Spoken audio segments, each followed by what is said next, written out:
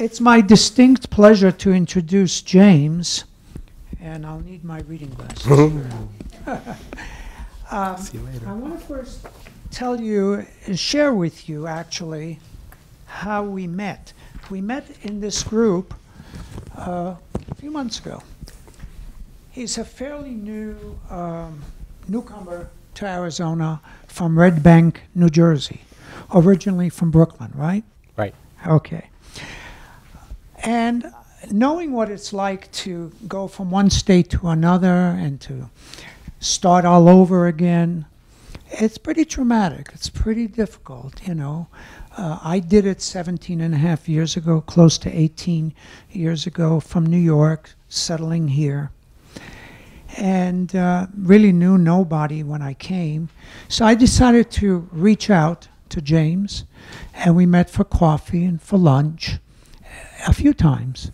And I discovered what a marvelous, marvelous human being and what a talent we have in our presence. A real, real talent.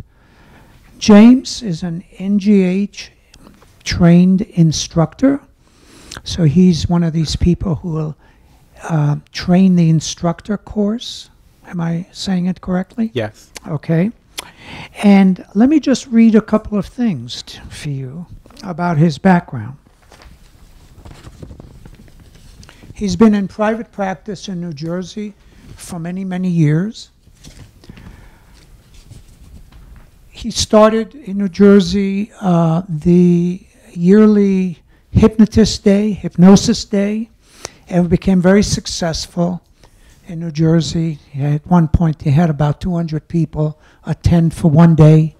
So it's an incredible, phenomenal organizational mind.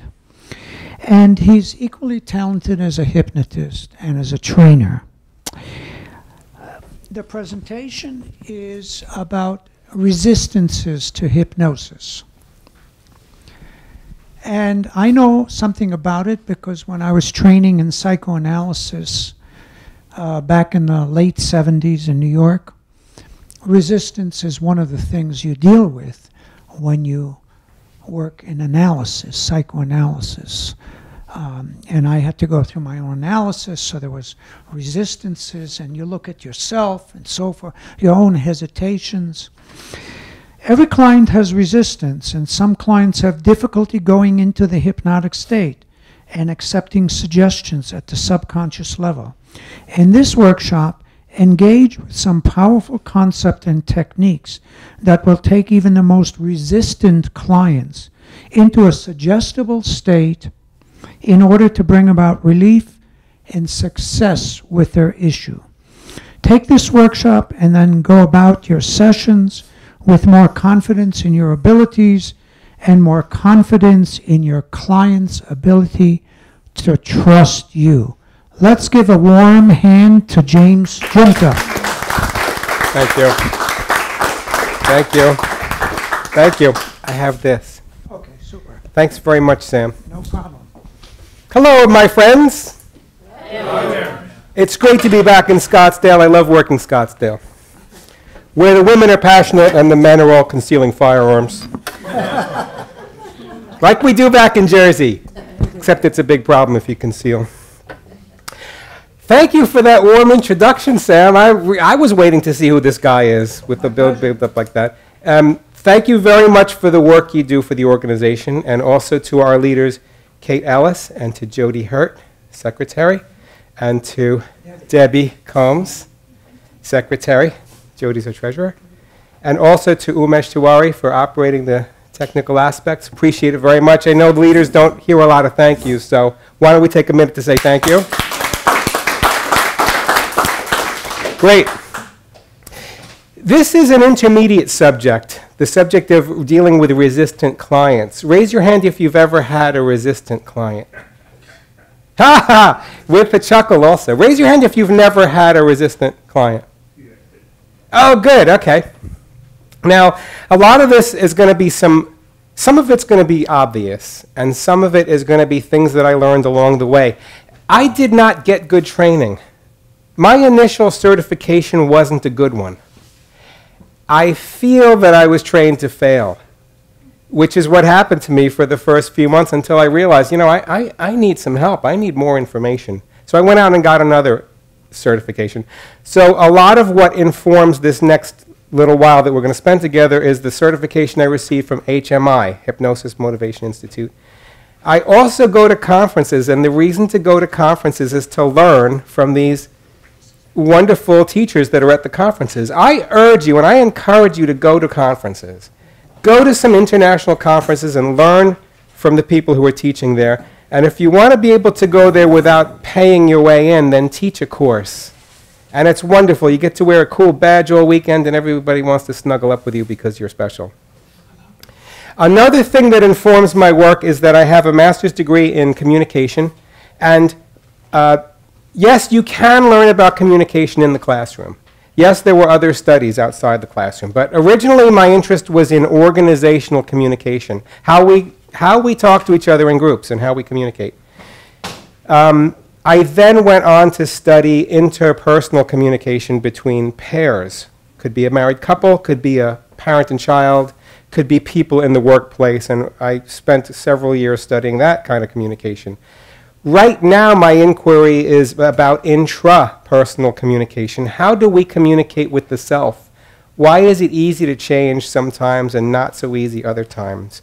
Why do some people do it willingly and other people have to be forced into it? Why is it that at some periods of life it seems easier and then other periods we resist? Everyone has resistance. I also work using the 12 steps that originated in Alcoholics Anonymous. And I'm proud to say that I'm happy to work with people who have problems with addiction. Anybody who's struggling, it's one of my specialties. And I've been in recovery for the last 30 years. And I work the 12 steps every day. It's a great way to live. By the way, the 12 steps have very little to do with alcohol. Only the first step does. After that, it's about living well, more effectively. Some of what you're going to hear is based in principles I learned at Landmark Education. Please raise your hand if you've ever been to the Landmark Forum. Oh, good. My people are here. I also have a sense of spirituality about what I do, but I'm not religious. I don't attend services. Now, I'd like to just kind of go into this obvious parts. Now, another thing that I learned about resistance and moving beyond resistance, I learned from group hypnosis and from my little bit of experience in stage hypnosis. Now, for group hypnosis, what we want to do is to make sure that we hit everybody's learning style. So you do an induction, you write an induction that includes kinesthetic and visual and auditory cues. And you make sure that you're hitting everybody's buttons as you go along with group hypnosis. It takes a little bit longer, but it's a great experience if you want to be able to reach people with an induction and have it become effective. Another thing that's really cool about group hypnosis and stage hypnosis is that you're using all of the energy in the room. It's not you and one person. People actually help each other to go into hypnosis. There's something that we use, there's a phenomenon called expectancy, which I'm going to talk about in just a second.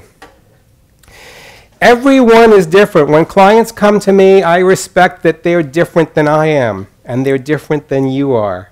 And they're going to respond in a way that might be a surprise. So every session that I do with an individual client is an experiment. I regard it as an experiment, and that wonderful things are going to happen, and that there is going to be some kind of a change for them coming up. Now, dealing with resistance is like troubleshooting.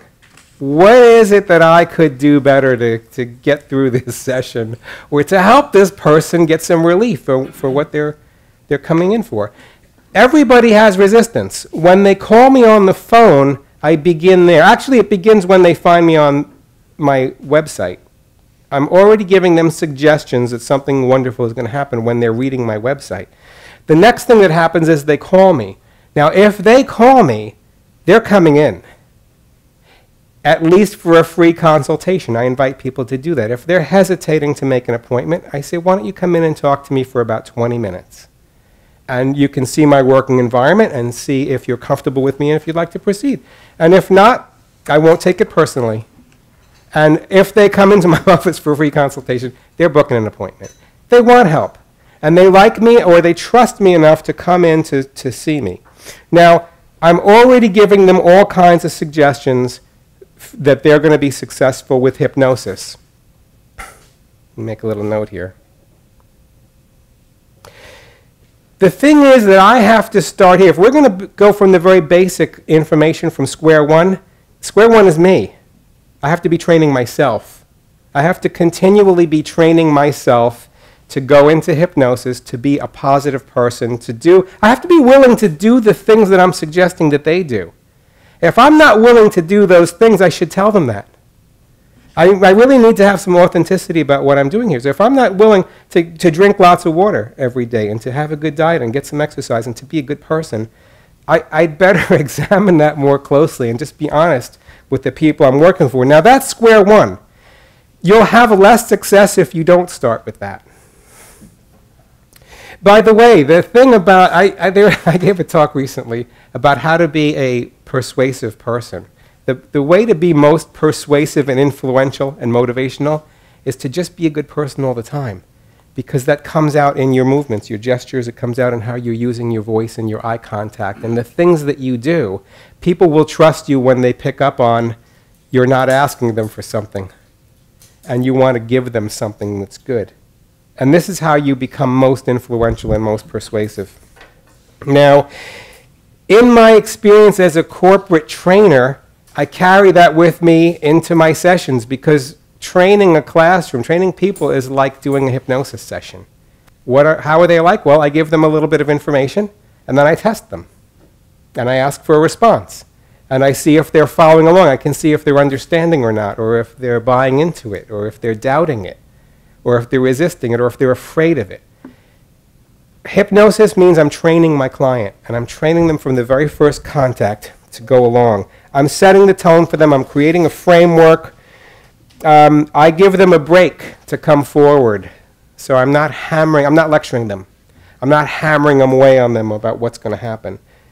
My expectancy that I work on with them, it's not that specific. It's general.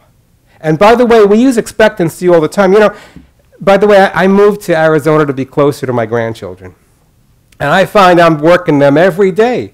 Because, you know, one of them is a really particular eater. So if I'm going to try something new in the kitchen, what am I going to say? You're going to love this. This is so good. Boy, my mom made this for me, and I loved it all the time. My favorite thing to eat. It's expectancy. I'm not heavily invested in my client going into hypnosis right away, staying there and going so deep that they don't remember anything, or they think they fell asleep. I'm not heavily invested in that. I'm interested in talking to their subconscious in a way that their subconscious will grasp it and accept it. Now, we know that the subconscious is always listening, right? The subconscious is always listening. We don't have to turn off the conscious mind to have the subconscious come forward. The subconscious is going to be hearing it anyway. It's just a matter of how are we going to approach it. So how do I approach it with them? I'm beginning with them with truisms. What are some truisms that you use with clients? Call them out.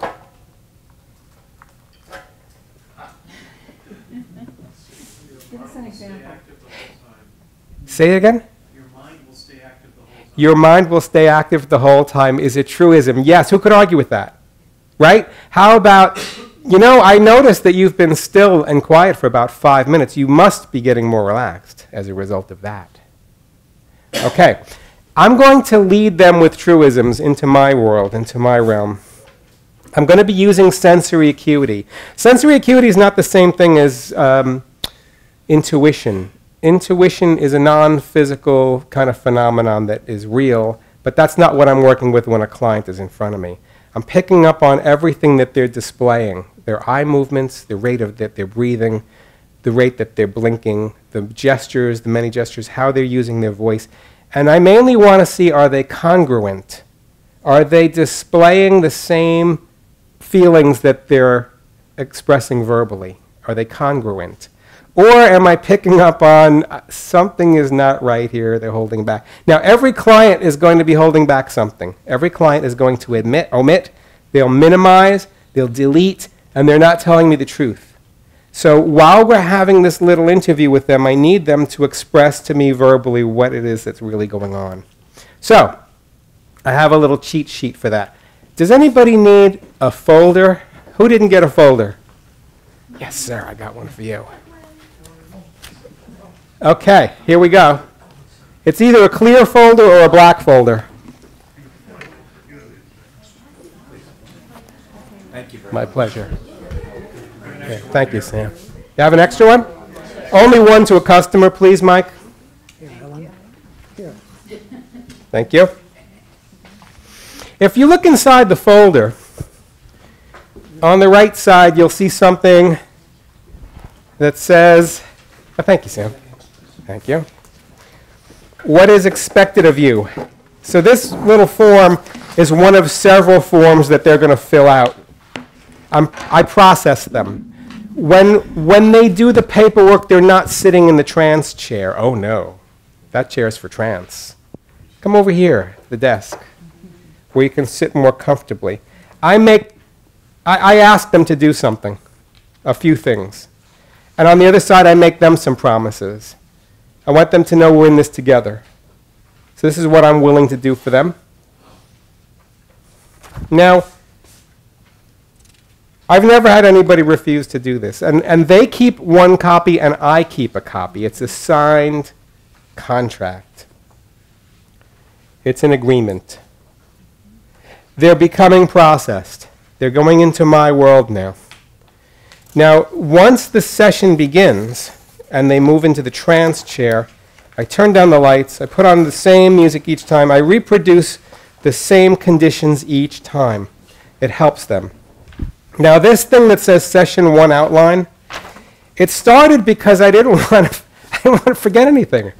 I wanted to have all my tools accessible to me in a way that I might not skip anything. So if you see Session 1 Outline at the top, presenting issues, this is what they tell me, what's going on, and then we're going to set some goals together. They have to be measurable goals. But I want to get as close as possible. I want to get to what the issue is. And underlying everybody's issue, what is underlying everybody's issue in the world? Fear, thank you. Fear. But we don't always call it that. We call it anxiety or nervousness or I can't sleep, can't stop biting my nails, I need to smoke. I want to know if they have any kind of spiritual sense. So I have HP and other tools. Do they pray? Do they go to services? I need to know this to work with them. The part that says physical is I'm going to ask them ahead of time, is are you able to sit in a chair comfortably and quietly for a little while? You notice I didn't say a number? Because after the session, I'm going to ask them, how long do you think you've been sitting in the chair? So I don't want to cue them ahead of time. Oh, it must have been 20 to 30 minutes. So I'm going to find out ahead of time, because there were too many times that a client said to me, my neck was bothering me the whole time. Or I had this tennis elbow. So let's get that out of the way so I know this. And I can include some suggestions for well-being if I know that. All right. The palm test, the light arm, the heavy arm. Everybody has seen this demonstration. When I learned it at HMI, they gave it an interesting twist. When I have a person sitting there like this, may I have a volunteer? I don't know this one. Tell me your name. Cynthia. Cynthia, you can stay right where you are. Okay. Cynthia, if you would kindly hold your hands out like this. Is it all right if I touch your hands? I'm going to leave this one flat and turn this one to the side. Everybody has seen this demonstration. This is going to test for, well, I'll show you. Cynthia, just close your eyes and just remain very comfortable with your hands right where they are.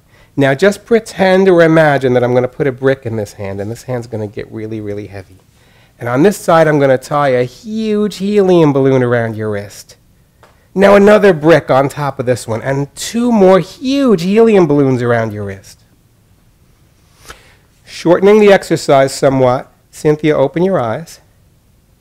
Did you know that your hands moved? Not really. Didn't know? Okay, very good. Did you feel bricks? Did you see balloons? What color were the balloons? Yellow, very good. You can put your hands down if you want. Was it a surprising result? Yeah. Yeah, it Okay. was. Very good. Now here's what we learned. Cynthia. We learned that you can visualize. We learned that you responded to both direct and indirect suggestions. Because on this side I gave you a direct suggestion, your hand is getting heavier, but I never said lighter. Right. Sometimes only one hand moves. Sometimes neither hand moves. If neither hand moves, we might be here for a while. Until we can figure out. But this is all things I want to know before I start with an induction. I haven't even chosen an induction yet, but I've got some information here. We're going to skip over Chevreul's pendulum.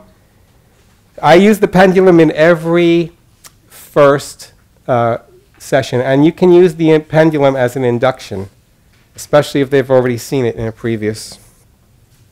The induction I'm going to figure out right about now, after I do a little bit of testing with them. They've already given me lots of other information just coming in.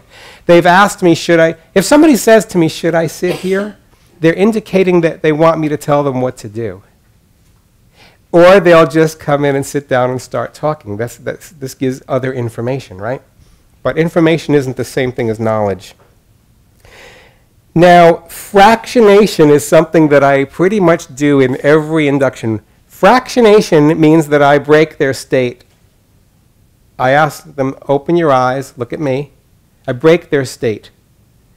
And then I ask them to go back into it. Close your eyes, relax, go back to that same state you were in. I do suggest relaxation at the beginning, but at some point in the induction, I don't suggest relaxation anymore. I suggest hypnosis. My goal, the way I work in my office with clients, is that they're going into hypnosis. I don't need them to be relaxed. Relaxation has nothing to do with hypnosis. So I'm going to suggest to them pretty much on the website and in the first phone call that they're going to be going deep into hypnosis, and it's going to be wonderful. All right? Now, I do use some scripts. I do use the ego strengthening script because I think it's wonderful. When I know that my client is in that state of reverie that we sometimes call hypnosis, I test them, and I use eye catalepsy every time on the first session. I may test for more depth, maybe not, but eye catalepsy is fine with me. And the way it goes is, allow your eyelids to be very, very, very heavy. They're heavy, they're so heavy, they're just impossible. I don't say you can't open them. I say just impossible, stuck like glue, must weigh 1,000 pounds. And then, of course, the more you try, the heavier they become. And 3, you can try to open your eyelids, but they're very, very heavy, just impossible. Of course, we know most of the time they don't open their eyelids. And that never gets old. I love that.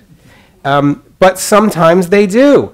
So if they do, they're not deeply hypnotized. So I'm going to try again with another induction. What's another good? Let me show you. Look deeper into that folder and pull out the confusion technique. I don't remember where I got this, but this is really cool because of what it does. Now, if you understand the concept behind this confusion, you won't need this. You can make one up. Now, Don Martin has great confusion technique, and he loves to say, time is a funny thing. And he talks like a carnival barker. Don Martin. He's funny. And we'll do this from the stage, and he gets me every time. I'll be in his class, and I'll be getting hypnotized because he says, one day turns into the next day, and Friday is Saturday's yesterday, but Saturday is Friday's tomorrow, and Saturday is Sunday's yesterday, but Sunday is Saturday's tomorrow. One day floats into the next, just as Saturday always becomes Sunday, but of course there's next Tuesday, just like next week was once last week, and last week becomes next year, and last year we thought would never ever happen because it was 10 years ago, but now it's here. And now my client by this time is saying, what the heck is he talking about? But in the next moment, their mouth is open and the head is cocked to the side, and they're done. They're done. Now, if you understand the concept behind confusion, you can make one up, which I have done, and it's not difficult if you know the concept. The concept for confusion is that it doesn't make sense. They're going to try and follow it with the conscious mind, but at some point, it's going to just become too much. It's like when you're in a classroom learning something that's really, really interesting, but it's so deep, and there's so much. You just at some point go, it's not really boredom, you're interested, but it's just too much to follow. So you might say to your client, imagine or pretend. Why do I say imagine or pretend? Because they might not be able to visualize. Imagine or pretend that you're walking down a country road, but there's a fork in the road, but you can take either fork in the road. One way leads in one direction, the other way leads in one direction. If you take one fork, you won't be taking the other fork. There are places that you'll never ever see, but you're on this fork. Then you might come to an intersection. You could turn left, you could turn right, you could make a U-turn and go backward. I don't know why you'd already do that, because you've already seen that. So keep going. Keep going. Notice what's in front of you. There's another fork in the road, and then 3 or 4 more forks in the road. Just pick one and keep going. Now, I included this only for the concept, but if you want to read it, it's really, really effective. Now, what if I'm still getting resistance from these folks? Just pay attention to the things that interest you as you proceed along the way. Thank you. Things may be visual, some you may hear. Some people like the sound of the wind in the trees. Beautiful. Sorry. Beautiful confusion. Another thing that we use is overloading. We overload the client. How do you overload? Well, it's not that difficult if you understand the concept. So here's a simple way to overload. While you're sitting in the chair, notice your breathing. Just take a moment, notice your breathing. By the way, if I'm doing this, I'm breathing at the same rate that they're breathing, so I'm only speaking when they're exhaling. Brings us into rapport at a subconscious level. So notice your breathing, notice the breathing in, the breathing out. Notice your heart rate at the same time you're noticing your breathing. You can feel your pulse somewhere in your body, maybe your arms or your legs. This is overloading. We've got 2 things so far, right? Notice the weight of your arms on the cushions. Just notice how heavy they are. It's a relaxation cue. Notice the sensation of air on your skin, the weight of your feet on the chair rest. What's the magic number? 7 plus or minus 2. Thank you, Ted. The magic number is 7 plus or minus 2. When you get to this magic number of things to think about, and I'll remind them as I say your feet resting on the chair, notice your breathing again and your heart rate. I'm going to bring them up to 7 plus or minus 2. At that point, there's going to be too much to think about. Would they still resist? The clients I'm talking about that brought me here to teach this, yes, they will still resist because now they're concentrating intently, but they're shifting their concentration instead of attempting to keep them all in mind at the same time. So we haven't hit that number with them. They're still thinking of one at a time. Now, remember that we're making this all up. When a client comes into the office, we're making it up. Just as they've made up whatever it is that they're going through in the lives that they've built for themselves, they made it all up. So I'm going to use that as a collaboration with them. Now, when we're going into hypnosis and when they stop resisting, this is a collaboration. We're creating it together. So let me say a couple of words about expectancy at this point. Expectancy is an effect that we create for the client that they join us in. Expectancy is something like, it's not the same thing as expectation. It's more like anticipation, a kind of excitement. It's they anticipate that something wonderful is going to happen or that there's going to be a change. Now, they have to join me there. The thing about expectancy that's tricky is they might not join you when you're saying this is going to be wonderful or you're going to have relief with this because they're consciously thinking, no, no, no, I don't believe it. Now, this was a problem for me when I had my first certification. Now, teachers do this. Teachers use expectancy, and you'll see them at the front of the classroom saying, master this information and you'll never have another problem. That's expectancy. I don't buy that. I don't usually buy into that. Show me the information first and let me work with it for a little while and I'll let you know. Let me get back to you. So expectancy is tricky if it's a lecture or if it's overbearing or if it's a command. It must be a collaboration. Some teachers, I notice, do a lot of posturing. So they won't tell you about their failures. They'll only tell you, and I've had teachers tell me, I had one teacher tell me, hypnosis can cure leukemia. I cured leukemia. I don't buy it. Miracles can happen, of course. People get well without intervention sometimes, right? Maybe prayer did it. But for him to use expectancy in that way, he already lost me. There was no expectancy because I didn't join him. Now, another thing where you'll lose me is if you're a teacher who never asks a question or who doesn't present information as an inquiry or never takes a class. They'll teach classes, but never. You're losing me because you're not in my conversation. You're creating a different kind of a. Well, let me let that go. I think you get it. I am open to using multiple sessions with my client. If they're deeply resistant in this session, if I really can't make it work, they're going to come back for a second session. So in my practice, the minimum number of sessions is 2. Have I had great success with one session? Yes. But it was their success and it was a surprise and I'm happy for them and go forth and never smoke again. Great. Love you. But the minimum number of sessions is 2. I've done as many as 25 to 30 sessions with a client. But when we get to a certain point, this has happened to me twice, I've had to say to the client, I don't think I can help you. I'm going to refer you to a psychologist or a psychiatrist. I usually know before 20, but some people just really like it. And if they're going to lose 100 pounds, they're going to need to see me for a year. So we might be engaged, every month for a year. The first session is for conditioning. We're open to the client becoming successful right away, but they might need a couple of different ones. Their success depends on their belief system. I recently started working with a financial services company where everybody in the company is working on commission. They get to build their business to their desire. And I noticed on the first meeting, walking in, looking at 30 people, talking with them around the room, they're all working up to the limit of their belief in themselves. Some of them are rocking it, man. 6 months later, they're earning incredible salaries. And other people have been there a year and a half, and they're just like, kind of cruising along. They're working to the limit of their belief. I, as a hypnotist, am working to the limit of my belief every time a client comes in there, which is why I have to keep training myself to make it an inquiry, an experiment, and something wonderful is going to happen. Now, I will always say that to a client, but the more important thing is that I have the belief of it and I'm acting like it.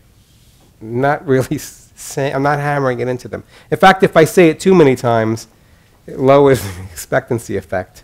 It's going to become less believable. Raise your hand if you don't read scripts. Okay, good. Very good. So a lot of us are reading scripts to use inductions. Have as many tools available as you can. If you're going to be reading scripts, have different kinds of scripts. I have gone back to using the progressive relaxation induction. And the reason I went back to it is because it works. It works like crazy. I think it's working like crazy because I'm only using it, of course, on the people who come to see me. It probably is not successful if you consider the entire population of the world. But among the population of the people who come to see me, it's very, very effective. If they're not going into hypnosis with the progressive relaxation, I'll give them some confusion. And then I'll make sure that I'm compounding the suggestions. So if I read a script, I don't usually read it as is. I'm going to reword some of the suggestions. I'm going to give them a combination of direct and indirect suggestions. I can interrupt a script and go into something that comes to mind. The thing that comes to mind, and this happens in every session, the thing that comes to mind is based on things that they've told me. For example, recently a registered nurse who works as a lab technician, I forgot exactly what the field was. When I got to one particular suggestion, I said, you will know this at the cellular level. Because her language with me in the interview was scientific language. So when I said at the cellular level, she even brought that up after the session was over. I love that you said that. Now, I get feedback during the session with my client. I don't wait 20 or 30 minutes later. I want to know how they're doing, so I interrupt them. I take this opportunity during the fractionation after they're hypnotized. If the eye catalepsy is successful, by the way, we're talking about success and failure here, right? Whose success or failure is it? Mine. I think it's a collaboration. Now, HMI said to me, don't take the credit and don't take the blame. But on the other hand, I don't want to put it all on them. Certainly I'm involved. I mean, I'm the guy they called. I'm the one they're paying. I certainly must have some kind of input into how they're doing. So I accept that we're collaborating on this. If they're not trusting me, what is it I can do to have them trust me more? There was a very, very difficult client that I had who caused me to write these principles down. And I failed with that particular client because I took it personally. And I didn't really know it until about a week later when I was really, it was bothering me that I could not work with this person. In fact, they didn't charge her. And about a week later, I realized, I had my ego involved. And I was getting insulted that she wasn't becoming successful. So it was happening subconsciously, subliminally. That wasn't the conscious thought I had when I was working with her. But it's what caused me to take a look at how this is working. I let go of what I'm doing, and it's definitely their failure and their success. But I'm also involved with that, and I need to support it the best way I can. If that sounds a little bit cagey, it's because I'm uncomfortable with the idea of failure and success for a client. There's more like a spectrum of failure and success. It's never one or the other. They're succeeding along a spectrum. Some people will succeed a very little bit on the first session, and then maybe they'll jump ahead, and then maybe a little bit more success. Sometimes it's not smooth, and sometimes it's not pretty. And sometimes along the spectrum of their success, they're going to have major roadblocks, major breakdowns. Things start going wrong in their lives because they're changing something and they're improving something. These things are coming up in the way as it's proof that they're succeeding. I like to create their own induction, their own hypnotic script. If you take a look back at this form, these things about keywords, ego strengthening and deepeners, the post-hypnotic reintroduction to hypnosis, I do that in every session. I do it about 6 times in the first session. It's usually a touch on the back of their hand. Each time you feel this touch on the back of your hand and you hear me say deep sleep. I do it the same way each time so I don't forget and I give them something the second time. It's 1 snap, not 2. Somebody said that to me once. The first time you snap twice. So I started snapping once from now on. It's easier on my wrist, and we get it done a little faster. I give them the post-hypnotic reintroduction to hypnosis to make it easier for them when they come back. I'm writing down key words during the interview. What is it that they're saying that will help me to help them? All right? This technique or metaphor, I only need a couple of scratches of notes in here because I don't want to load it up in one session. But I might just tell them a story, and I might make it up, like a ship at sea. This is my favorite one. Now, maybe I heard this somewhere, but I think it's mine. A ship at sea that leaves the coast to go to another far-off land. So a change is happening, right? And the ship has a long way to go, and at some point, the shoreline behind you becomes so small you can barely see it, but you can't see anything in front of you because the other shoreline is really, really far away. And at some point, you don't see any shoreline at all, just water on the horizon, but you know the ship is moving because you see the wind in the sails and you can see the wake in the water at the back of the ship. And you trust that the captain and the crew are doing their jobs. And of course, there's going to be a big storm at sea, right? But the captain and the crew know exactly what to do and they take care of everything. And you can trust the captain because he's really seasoned and he's brilliant. And then, of course, you get to the other shore. It's a metaphor. Now, what's my secret web? Oh, there's another side to this. The script, I'm going to write in outline form. It's not going to look as long as the confusion technique is printed here. I'm going to write it in an outline form. It's going to have a beginning and a middle and an end. The script is based on many things that they've told me about themselves. I need them to consciously tell me what it is they want to work on. They need to say it. And I might ask them questions a few different ways until they can say to me, this is what it is, and this is what it isn't. While I am taking notes on their script here, I might insert a few things. I might use every other line to make my outline. The script is going to have a definite end to it. I'm going to use anchoring. I don't need to make physical contact with them to use anchoring. I can say, I'm going to be silent for a minute, and or for a moment. Moment's hard to measure. I'll be silent for a moment, and when you hear the music get louder, you'll go deeper. That's an anchor.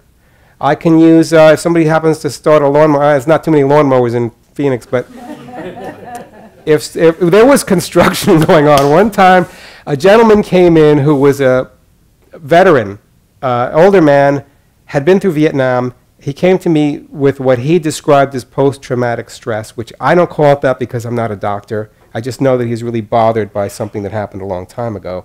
That's what I call it.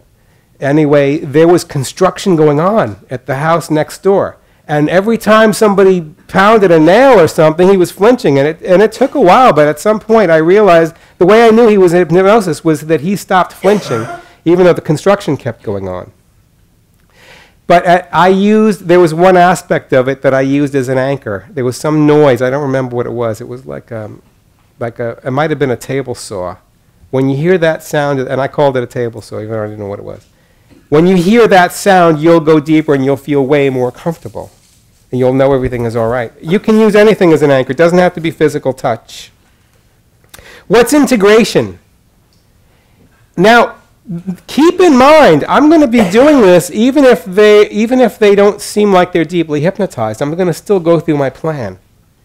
I'm going to give them some integration. What's integration? Integration is when... Typically, it's the opposite of dissociation. Yes. Precisely. Precisely. Yes. Integration, for our purposes, is when the subconscious and the conscious mind are going to agree. They're going to agree to go along. They're going to make a little contract that the subconscious mind will now be going along with the conscious desires. Let them meet. I might be silent for a little while they get this done. Suggestions for well-being, something we all do, even on the stage. We give them suggestions for well-being. Trans-termination, I slap him in the face a couple times. No, I count up to 5. By the way, I do the termination the same way every time with every client. And when they come in for subsequent sessions, by the time I get to 2, they're already, they're cued into it. We're going to help some practice with self-hypnosis while they're still in the chair. Now go back to the first page. After I do this, the tests, the fractionation of the tests, I'm going to ask them to open their eyes, talk to me. And how are you doing? Did you hear every word I said? What was it like? Do you think you were hypnotized? No? What was it like when you couldn't open your eyes? Well, that was kind of weird. Okay. Very good. You're doing great. Now, there's a really interesting scientific effect, which is that whenever I interrupt the trance, and then you go back into it after just a few moments, you'll always go deeper. We don't know why that happens, but it's a universal law. So you're ready to go deeper and even more comfortable? Okay, close your eyes, imagine or pretend you're going back to that state, deep sleep. I've already given them the cue. Now, if somebody is showing resistance, I don't care if I fractionate them for 10 minutes. I'll keep doing it until I get a result. I have had clients, now I will submit to you that there are very few who don't get hypnotized, especially after a couple of sessions, but I've had people, I remember one guy, young man, I just remembered that he was an Orthodox Jew. It has nothing to do with the story, but he was wearing a yarmulke. And he said to me, the 6th time you did that, I went really deep. He was counting. I don't even know how many times I did it, but he said the 6th time. And I had to laugh because he was that analytical. How do you deal with analytical clients? What's a good way to deal with an analytical client? Counting. Counting? Yes. Any other suggestions for? I missed something. What did you ask? How do you deal with an analytical client who's resistant? Okay. My particular favorite way is I explain everything I'm doing, because they're going to be asking the question anyway. And the reason I ask you to close your eyes is very simple. It's to eliminate distraction. And now notice that when your eyes are closed, notice all the muscular tension that you don't have to use in your eyelids. See, Michael's getting hypnotized already. James. Yes.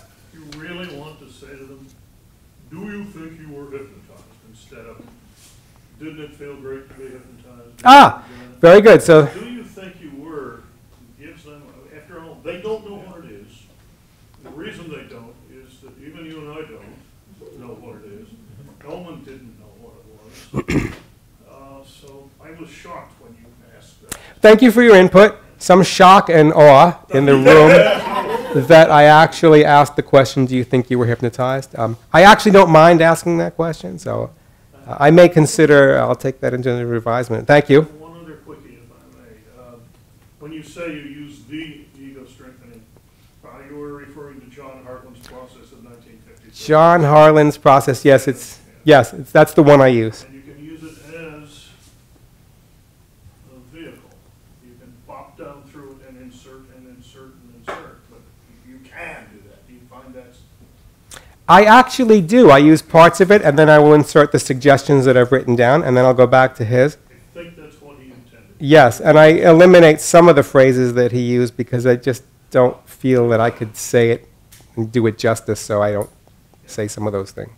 Another comment? Yeah, coming from the internet there, just wanted to quickly update. Ed's voice is hypnotic. I love Ed's voice.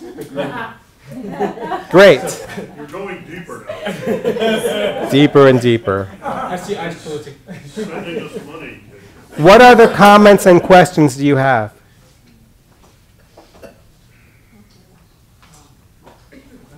Would you like to give a demonstration? Would you like a client? I considered giving a demonstration, but I would prefer to do as a writing exercise. Now,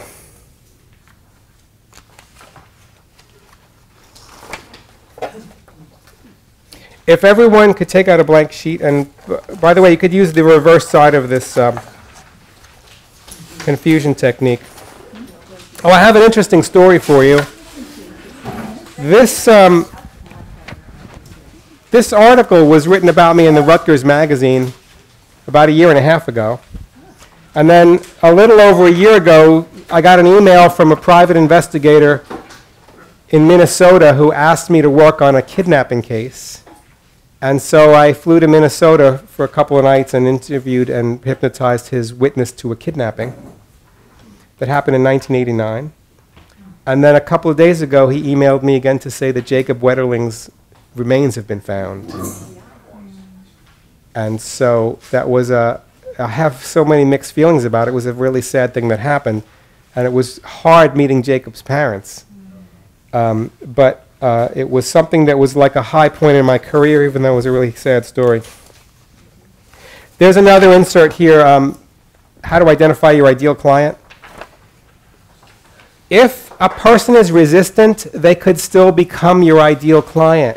Don't dismiss them just because they're a little hard to work with. On the second session, they might become ideal. Plus the fact that, well, even if they're hard to work with, they came to see you.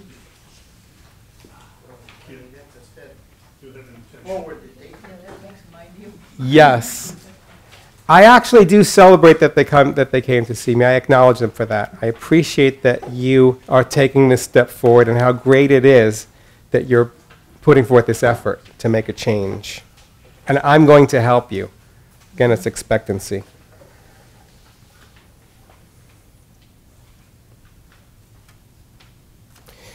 The main points I want to make with you is that hypnosis has nothing to do with relaxation. We use overloading, confusion, misdirection, compounding of suggestions. We use fractionation and deepening. Fractionation was taught to me as a remedy for resistance. It's why we use it. So you just said that you went back to using progressive relaxation because it works, and now you're saying that hypnosis has nothing to do with relaxation. Is that a confusion technique? No, and I didn't mean to sound contradictory. I begin with relaxation as an entry point for the mind to relax into hypnosis. But the reason I say that it has nothing to do with relaxation is because we can observe any night of the week that people who are hypnotized can be in motion. If you go to any of Mike's stage shows, Okay. You'll see people who are hypnotized and moving around the stage. Mike could get a tough guy to dance like a ballerina, and he can get a shy girl to ask him out on a date. Yes, you can. If you wanted to. Am I the first to hear about this? Now, here's a fallback position. Before we get into this writing exercise, the fallback position is if nothing is working, stop trying. Don't hypnotize them. Tell them a story. Get off it. Because the minute you get off it, it gives them the freedom to come forward in their own way. Tell them a story. talk about something that they talked about. I have a client who started out as resistant, but it turns out, and I don't know how to explain this, but she thinks I'm funny.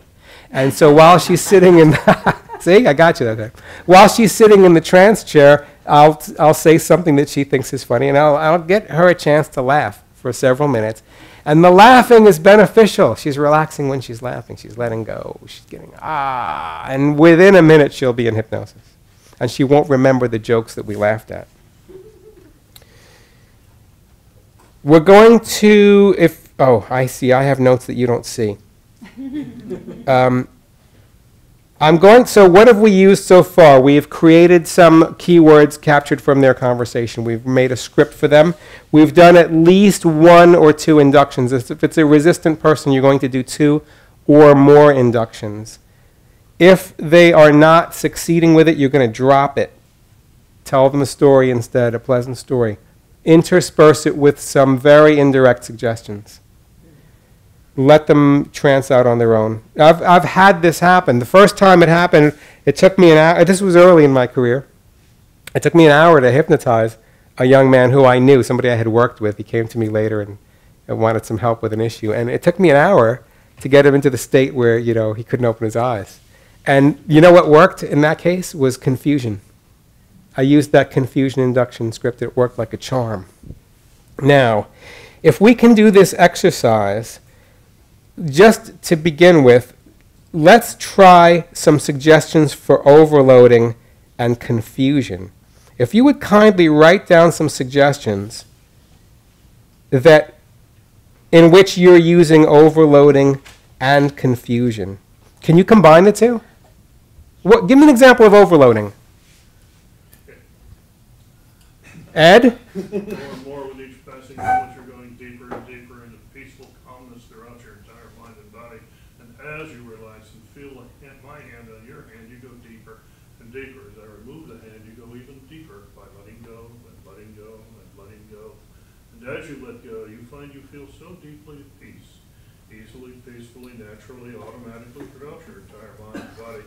You feel more and more deeply at peace just now, James. And soon you'll drop that piece of paper.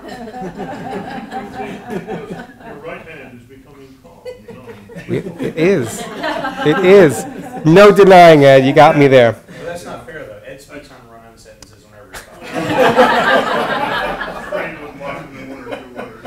talking. But I'm determined to keep control of this classroom. You're doing well. Good job of confusion and misdirection. Overloading is when you're asking them to think about one thing after another and keep those things in consciousness at the same time. Overloading could be anything. I prefer to use the physical sensations because that's what they're in touch with their eyes closed. It could be sounds in the room. Notice the whirring of the air conditioning. And then how you're feeling. Notice that your back is warmer than your front. That has to be. It has to be. I'll notice how they're keeping their hands. They might have one hand under a blanket and the other hand on top. One hand is warmer than the other, and one is cooler than the other. The truisms to use overloading, give them lots of things to think about at the same time. Compounding is when you're going to give them the suggestion over and over and over, but in a different way. You're going to give them a combination of direct and indirect suggestions. A direct suggestion is sit down. An indirect suggestion is you're going to feel much more comfortable when you sit down. Or why don't you sit down? That's an indirect suggestion. The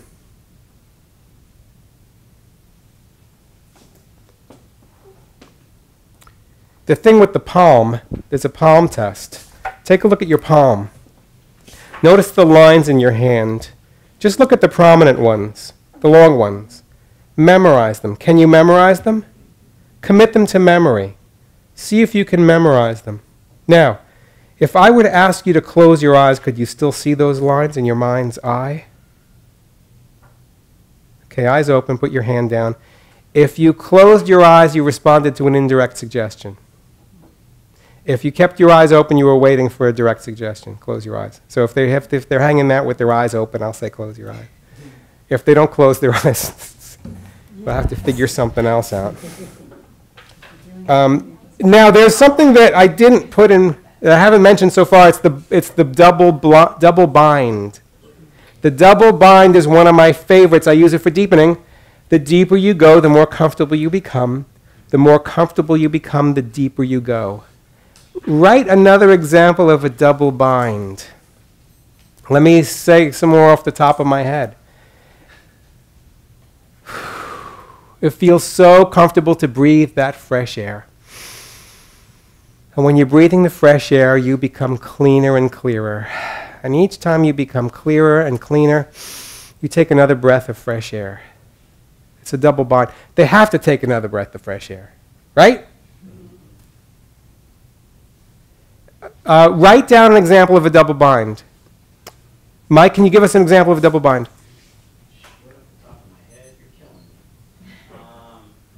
Sorry, I put you on the spot, Mike. You don't have to. Let me think about that. I'm trying to think of one that I used in the show. Yes, because I've seen your show more than once. I was entertained every time. So have I, but I don't pay attention. But you don't pay attention. He's in a hypnotic state.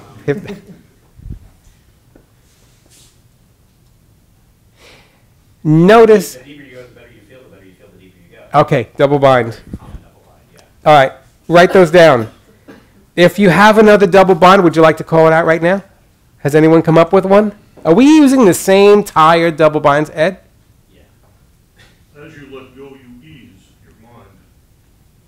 As you ease your mind, you find it easier and easier to go deeper and deeper into peacefulness throughout the mind and body, peacefully and naturally now. Simply letting go. Letting go, easing your mind into deep, peaceful. Okay, we're writing this down? You'll get confused as you write. I don't know how much time passed just now, but thank you very much.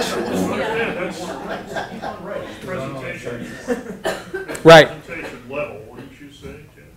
Thank you. Now, what questions do you have about overloading? What is it? So, Yes. James, when you're doing the intake, and I might have missed this part. Yes. When I do my intake, I do what's called a modality test. That's what I just call it. A reality test? A modality test. Modality So, test. so I have them close their eyes, and I tell them this is not hypnosis, but you have a happy place. Go to the happy place now. Imagine, pretend, make believe that you're in a happy place. There are sights everywhere. And so I go through every sense, and I have them rate how well they can see the things that they're seeing in their imagination, hear them, smell them, taste them, feel them. Okay? Yes. And I'll use those markers as an indicator for what type of an induction I'll use, or more importantly, what type of verbiage I'll use in that induction. Excellent, So Mike. playing off their modalities. Now, I totally forgot the real question I was going to ask you now, though, because I'm doing the whole. The initial question was, do I do a modality Yes, test? well, yeah, but then when you're working with the client, then do you do something similar to that? As far as originally what you were asking about was not confusion, but the question you just asked us. Overloading. Will you try to overload them using all their modalities, even though they might be lower on Well, touch or? yes. Okay. Let me answer the question this way. I don't directly do an exercise like that, but I pick it up from their conversation. And they're going to be telling me if they see it the way I see it, or if, I'm going to pick up in their conversation what the modalities are. I don't know why I don't do a modality test. Well, I suspect because you're a communications major, and so you Could be. probably listen to the words that they say. So, like, do you see what I'm saying? Could be. When they say, Yeah. do you see what I'm saying, are they a visual learner, Right. or are they auditory? Probably more visual. I took some training in group hypnosis, and the teacher took us through an exercise where, in the group, imagine that you're going into your bathroom at home, the one that you use mostly.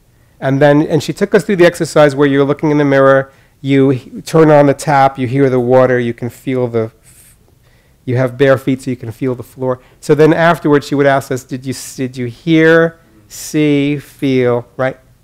Yeah. In a bathroom, I'm not sure I would go for smell. We could. Or taste. Yeah. You know how you know the difference between an oral thermometer and a rectal thermometer?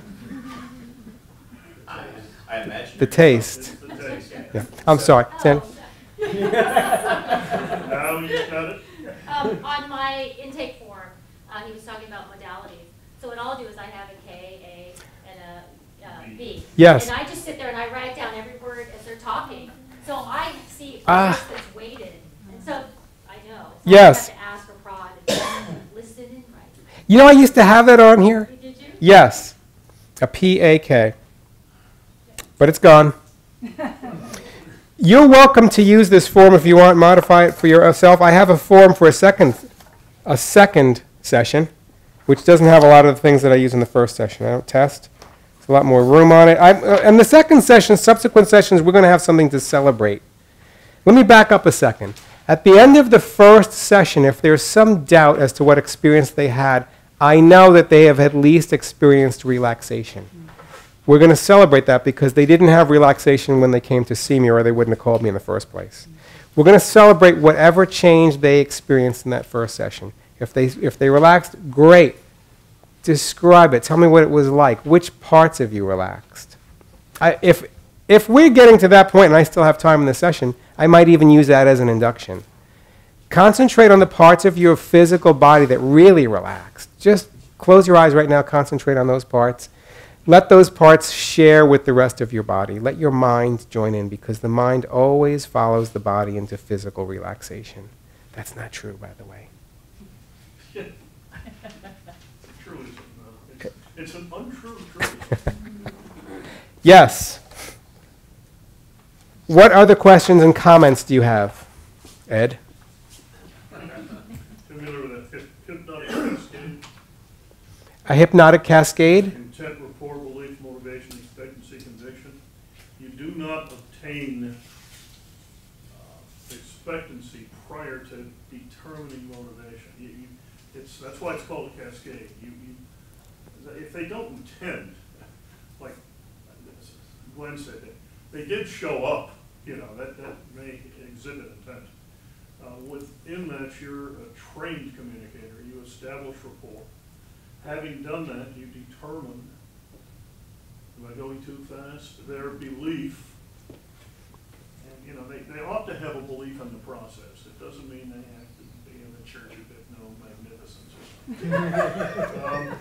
And once we have belief, we assess motivation, because they ought to be moving toward what they desire, and they can't get there on their own, or they wouldn't have come to you.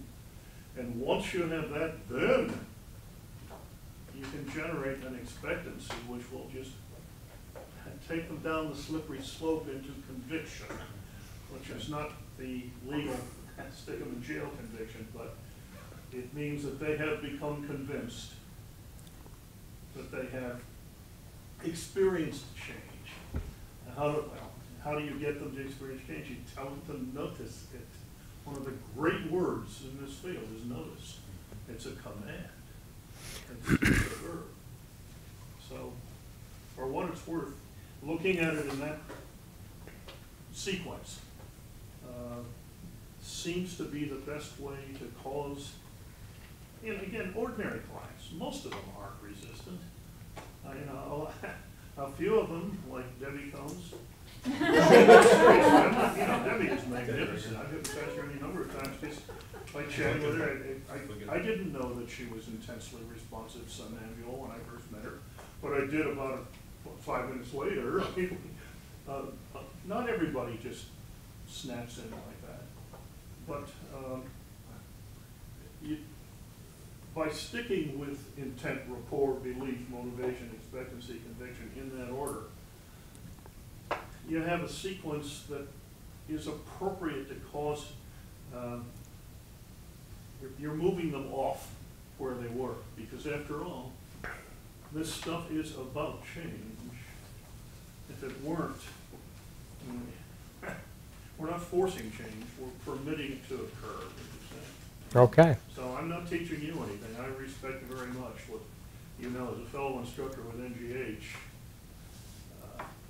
you carry a lot, Thanks, Ed. Did you train with Hart in New York? Or I trained with Hart in Marlborough, Massachusetts about 6 years ago, 6 or 7 years ago. He's got an office in Midtown Manhattan, and is incredibly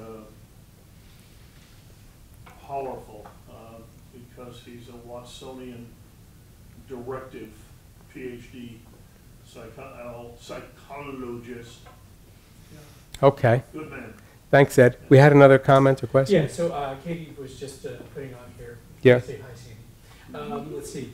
On my intake forms, I have described I have the client, excuse me, I have them describe their perfect scene, then I get their information after the induction, ask for their experience, which then further enlightens whether they're visual, et cetera, et cetera. And then it says here, please keep speaking, Ed. James, you're doing quite well. Good meeting. Debbie is a superstar and creating ships. Thank you. Yeah. Okay. I'll call you, Kate. Why don't we do that? We're going to wrap up the hour, so let me give another opportunity for any final comments or questions. Hi, Alan. I've got 79 questions about overload.